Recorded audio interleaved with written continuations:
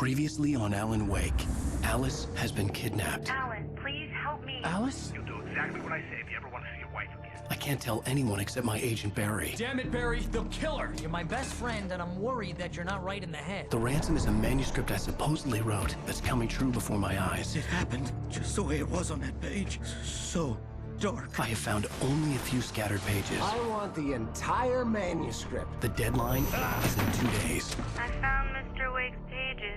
Good girl. How the hell did she get her hands on the manuscript anyway? I don't know. She's resourceful. I told you you were too hard on her.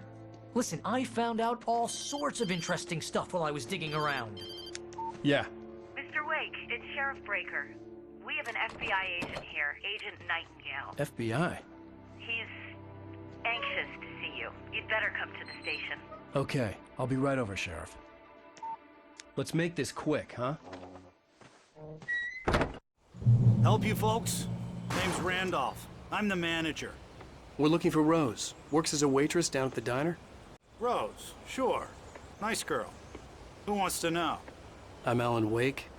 The writer, huh? I heard on the radio you were visiting. Well, I'll show you her trailer. That Rose, she's a nice girl. Always pays her rent on time. As I was saying, Al, I found all sorts of weird stuff from the local newspaper's archives. This place is crazy. Disappearances, mysterious deaths, urban legends come true, and get this, most of this stuff takes place around Cauldron Lake. Well, you ain't wrong, mister. The Indians thought the lake was a doorway to the underworld. I'm the God-fearing type myself. I don't hold with that sort of thing. Yeah, okay. Anyway, there was an island there owned by a guy called Thomas Zane. Now, some of the articles I found about him make him out to be a famous writer, but I ran a bunch of searches, couldn't find a single thing he wrote. Zane was heavily into diving, so much so that the place came to be called Diver's Isle. But the volcano under the lake erupted in 1970, and Zane went down with the island.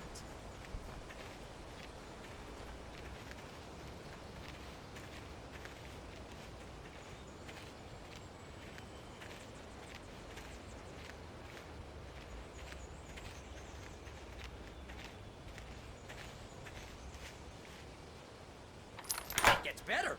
A local girl, Barbara Jagger, drowned in Cauldron Lake just a week earlier. They were lovers. Sure, Jagger's a local spook store. The Scratching Hag. Comes for you in the dark. Childish stuff like that. Anyway, Al, I'm just getting to the best part. All of the articles about this stuff were written by Cynthia Weaver. I asked around, and she's that crazy bag lady you met. What, the lamp lady? She can be a little loopy, but she's not homeless. Yeah, anyway, she knew both Jagger and Zane before they both died, and she had some kind of a breakdown.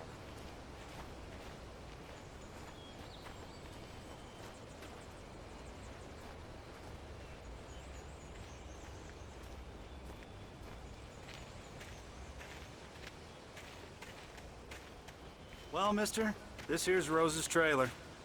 You mind me asking what you want with her? We're just here to talk to her, pal.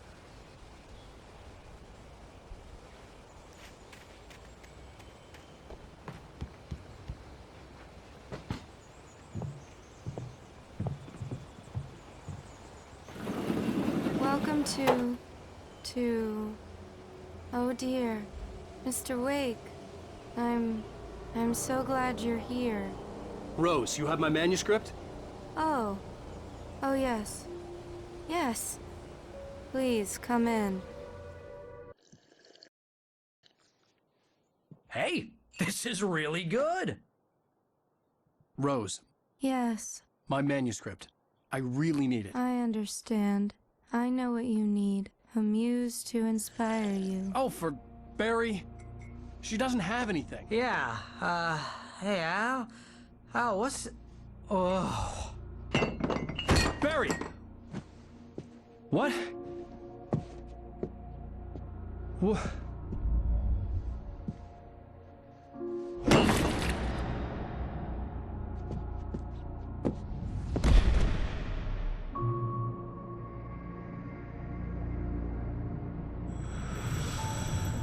It's coming for you, hiding in my barber's skin.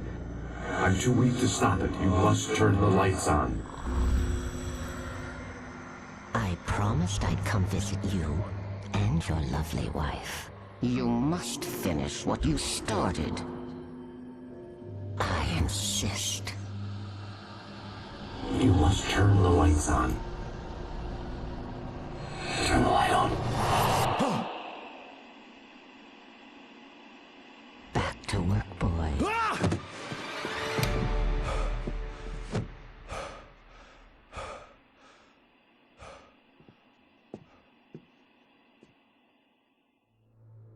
I felt nauseous, hungover. Only anger kept me going. I can't tell reality from dream anymore, but it seems I have an imaginary editor to help me. She's an old woman in a funeral dress. I call her Barbara Jagger. She's very strict. I'm writing faster and faster. My manuscript is being heavily revised. The edits are getting very aggressive, and each day there's less of me and more of her. I hate it, but I know she's right. She promises me I can save Alice this way. She knows more of this than I do.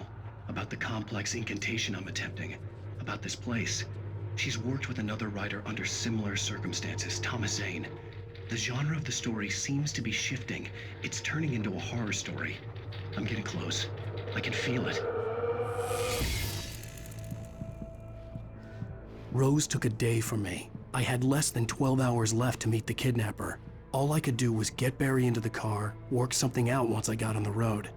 Welcome to the Oh Dear Diner. What can I get you today? Coffee? I couldn't work up much hate for Rose. Something had used her to get to me and left its mark. First refill is free. Milk and sugar on the counter there. Would you like to hear today's specials? Thank you. A nice day. Come back soon. Barry was out of it. He was way too heavy to carry. You're right. I deserve more money.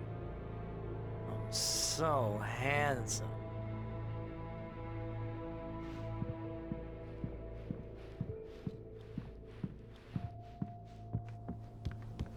My gun and flashlight were gone. I'd have to find a way to get Barry into the car as quickly as possible. There was no time to waste.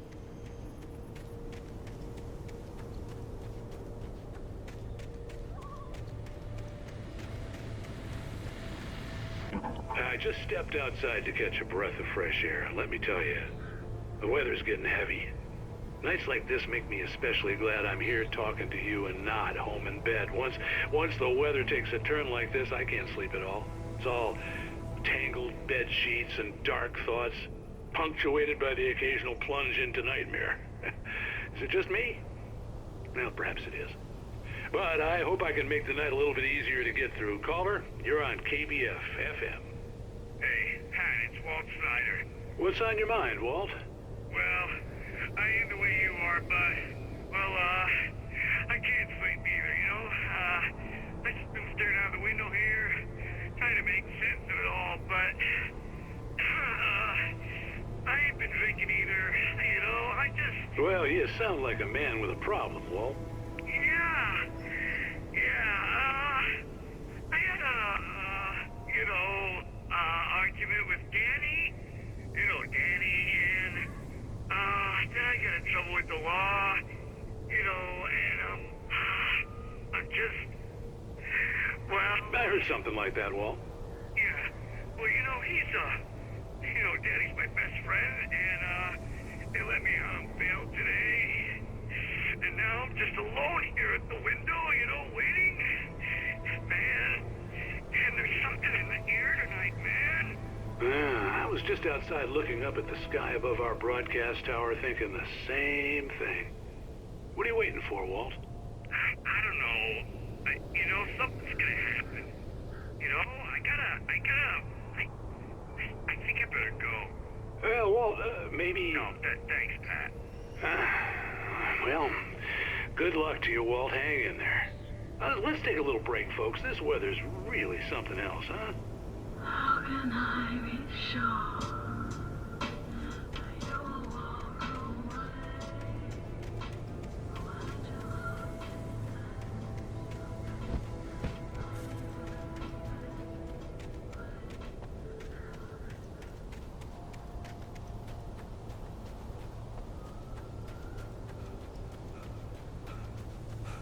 you're gonna get it now. God knows what you've done to that poor girl. This is Agent Nightingale, FBI! Get him up, Hemingway! You're under arrest! You move a muscle, I'll unload right in your goddamn face! Stay right where you are, Slane!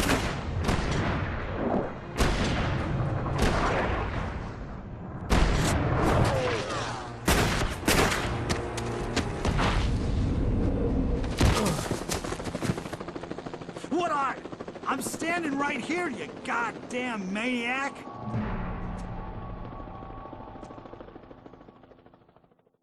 I hated to leave Barry behind, but there was no way I'd miss my appointment with the kidnapper.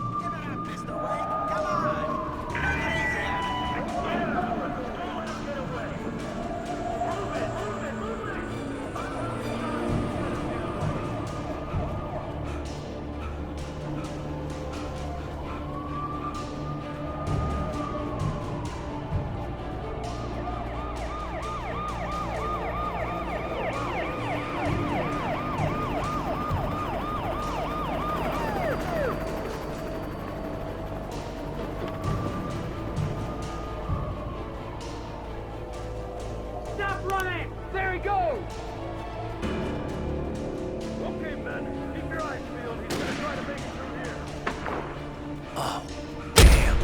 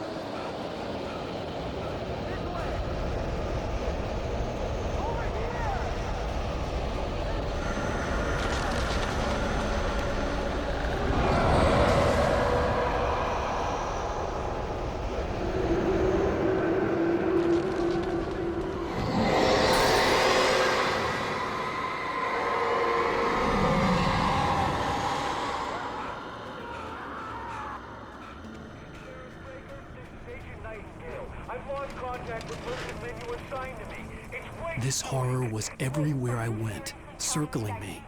The cops didn't stand a chance. They were after a writer, not a monster.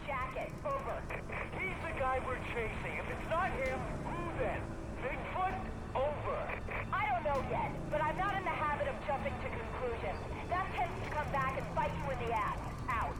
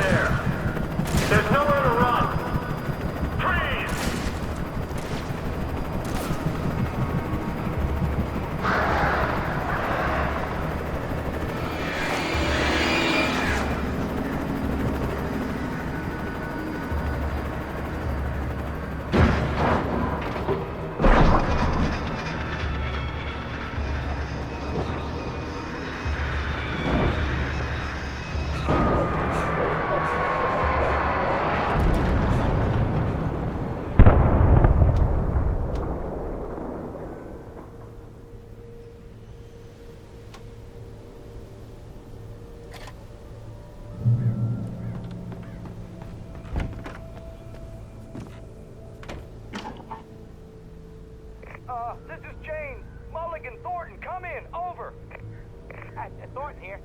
James, we got both Wheeler and Rose in custody. They didn't put up a fight or anything.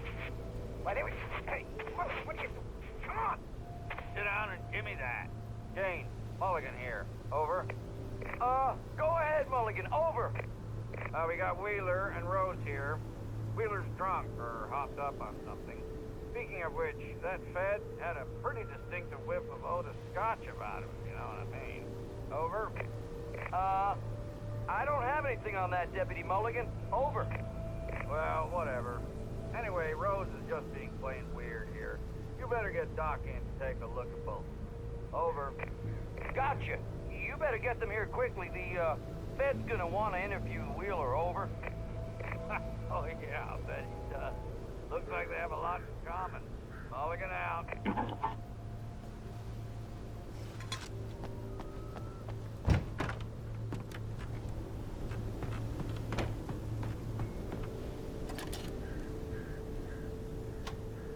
I could see the lights of the radio station in the distance.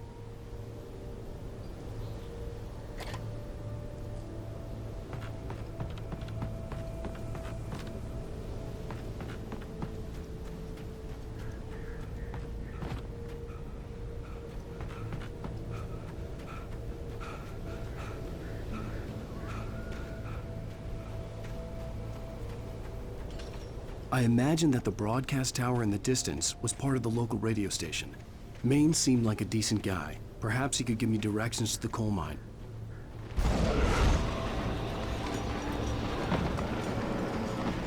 Unnatural shadows clung to the gate. The darkness that was after me was trying to stop me. I wouldn't get through without a light.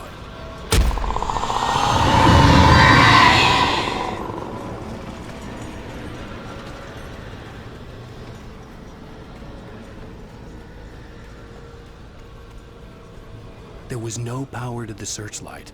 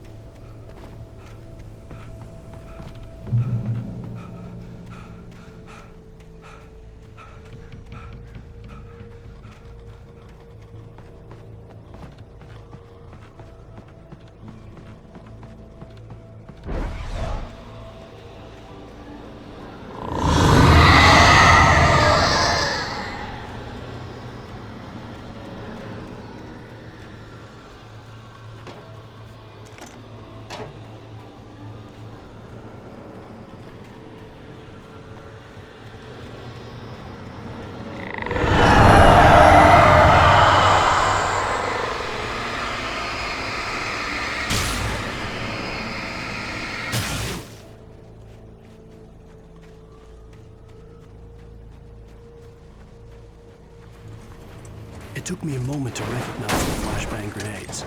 They were an ideal weapon for my situation. T1, come in. Over. T1, this is Sheriff Breaker. Report. Over. T2, come in. I need a report. Over. Come on, guys. Talk to me. Come in, please. Over.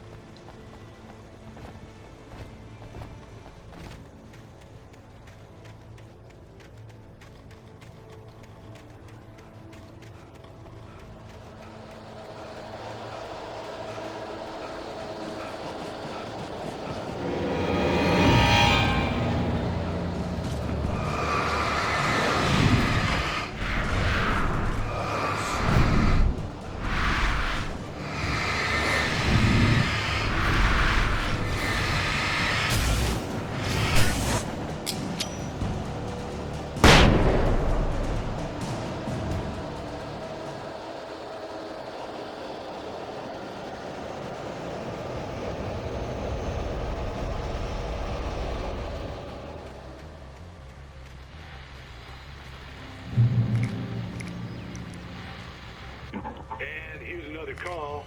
You're on KBFFM with Pat Maine. It's Milt Peabody, Pat. What's on your mind, Milt? Well, I live near the trailer park, Pat, and there's a big ruckus going on over there. Well, that's just up the road from me, too. What's going on, do you know? I don't know, but there's a bunch of police cars there, lots of sirens, a helicopter buzzing around, and I think I heard some gunshots. Gunshots? Yes, sir, like from a pistol. So can you find out what's going on? Because it's just next door and they're popping off guns there. They're still shooting? No, it was maybe 10, 15 minutes ago. It sounds serious, Pat. I'm telling you, it don't sound like no party. Well, I'm certainly going to give the station a call, Milt. Okay. You'll hear it here as soon as I hear from them. Okay, thanks.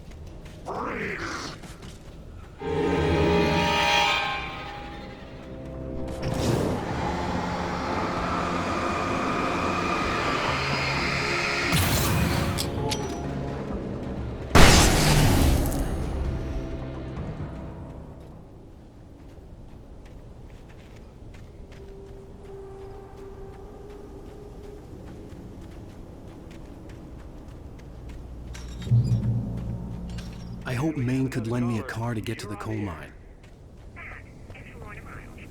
Oh, why, hello, Lorna. What do you have for us?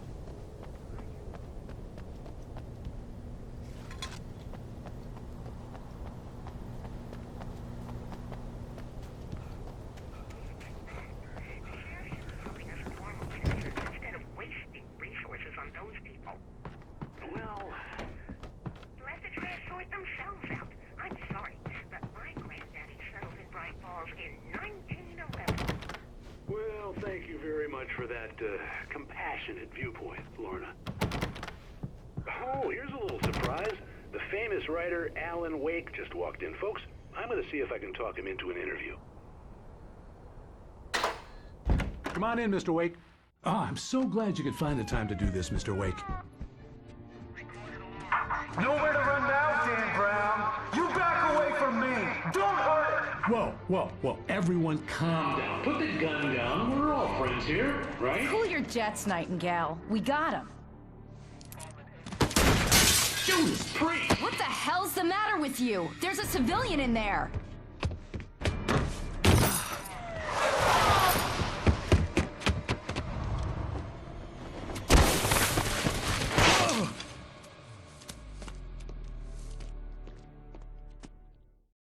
I'll get you yet, even if it kills me. You hear me? You hear me, H.P. Lovecraft? I had fallen off so many cliffs it was ridiculous. That's what you get for naming a book The Sudden Stop. It was probably good I hadn't had the chance to tell Maine where I was going. I'd have to lose the cops and find my own way to the mine.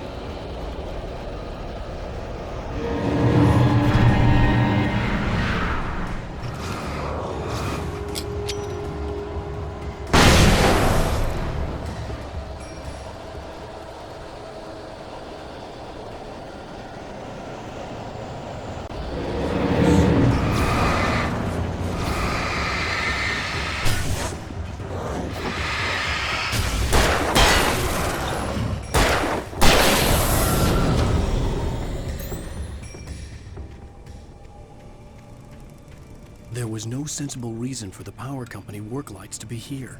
It was almost as if they'd been left for someone like me to use.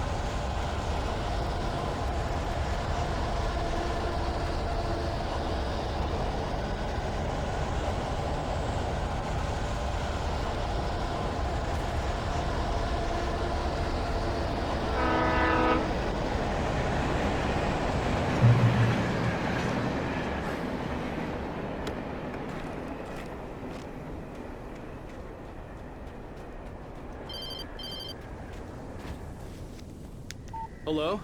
The most stubborn man I've ever met. Alice? Alice?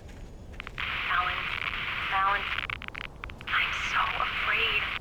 Keeps me in the dark. Please help me. I look at you, Alan, and it's not you. Something else. Looking out from behind your eyes. Alice, I'm here. I'm so alone here. It's all gonna go to hell. You need to be careful. Cooperate.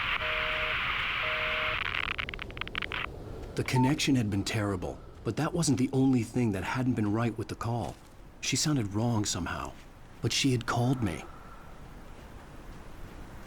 I could see a railway bridge up ahead, and a warehouse of some sort on the opposite shore. I hoped I could find a car from there.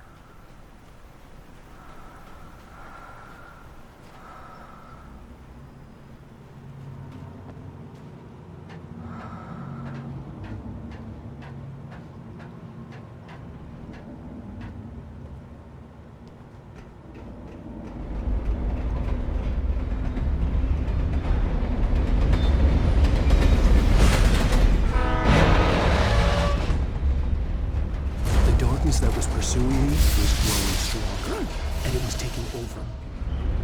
The darkness that was pursuing me was growing stronger, and it was taking over everything in its path.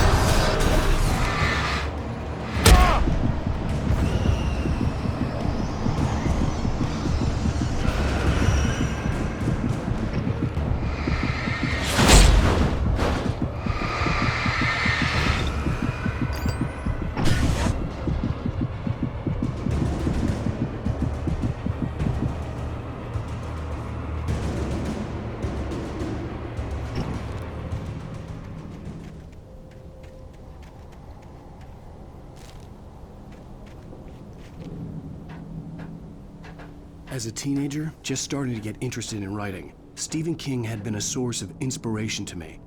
I thought about all the inanimate objects that had come to life in his books. No one is safe in a good horror story, certainly not the protagonist. That's what makes them fun. This was anything but. The darkness could possess anything, and it was getting closer.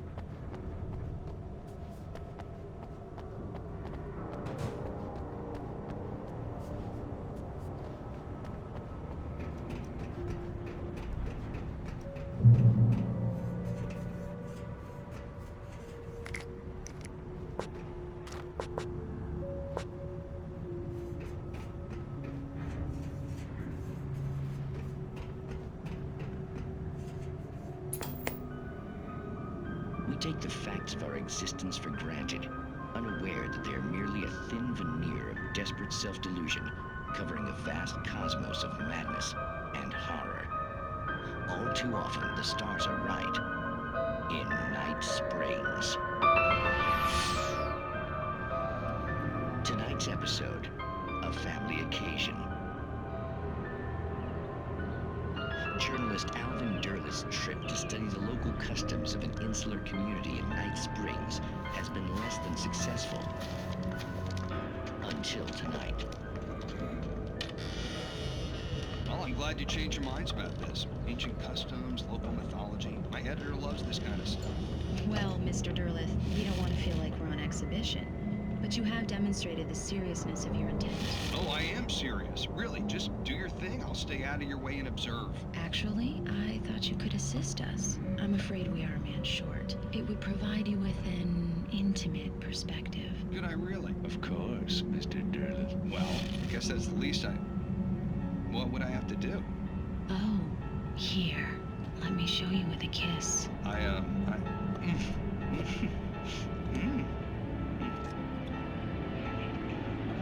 What did you...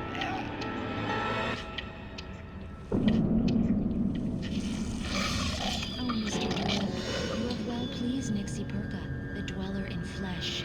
Your body shall host his 1,000 young, and all shall be glory.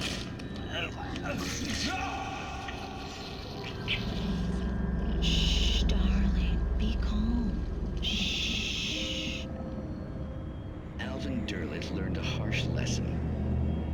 If you go looking for mythology, it may come looking for you. And such quests always bear fruit. Night Springs.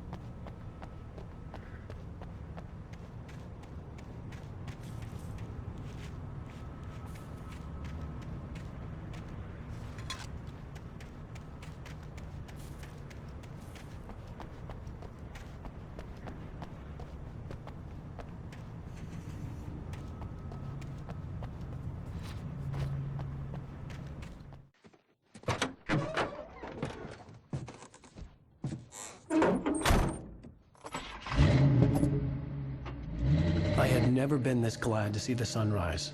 I had a couple of hours to get to the coal mine.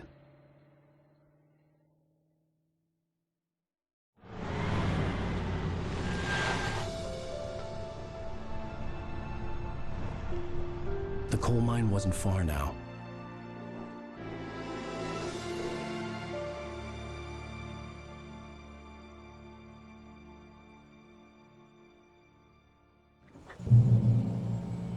Today, I would meet the kidnapper, and he would give me Alice. I wouldn't give him any other choice. A drowning man will clutch at a straw.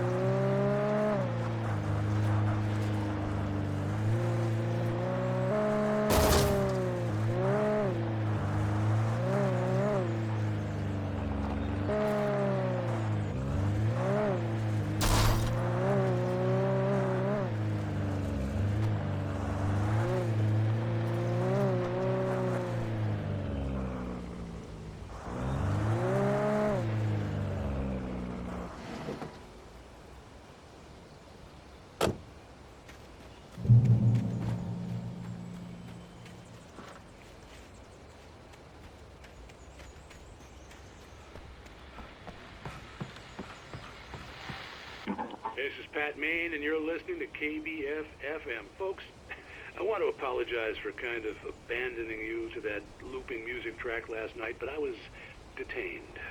You see, I encountered a big-shot G-man with an itchy trigger finger who could use a lesson in manners and a boot in the ass, not necessarily in that order either.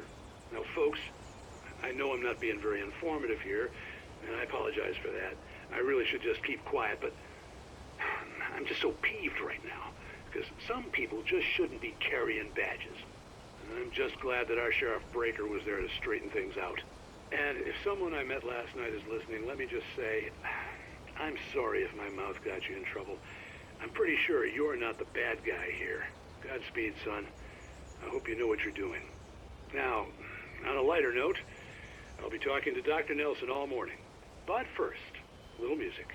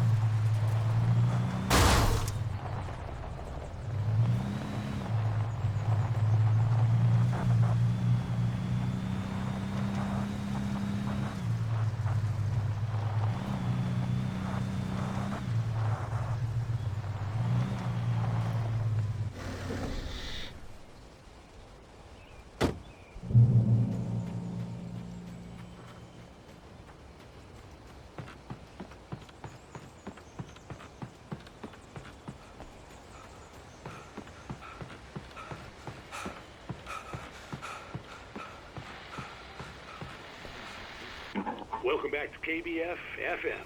Hope you enjoyed that tune. Now, Doc, you were talking about life and finding that special someone, that soulmate. Well, you were talking about that. I was saying I don't buy it. Well, see, to me, that's strange, because I always pegged you as a hopeless romantic. You got me there, Pat. But I think love's where you look for it. And you need to do a lot of looking, sure.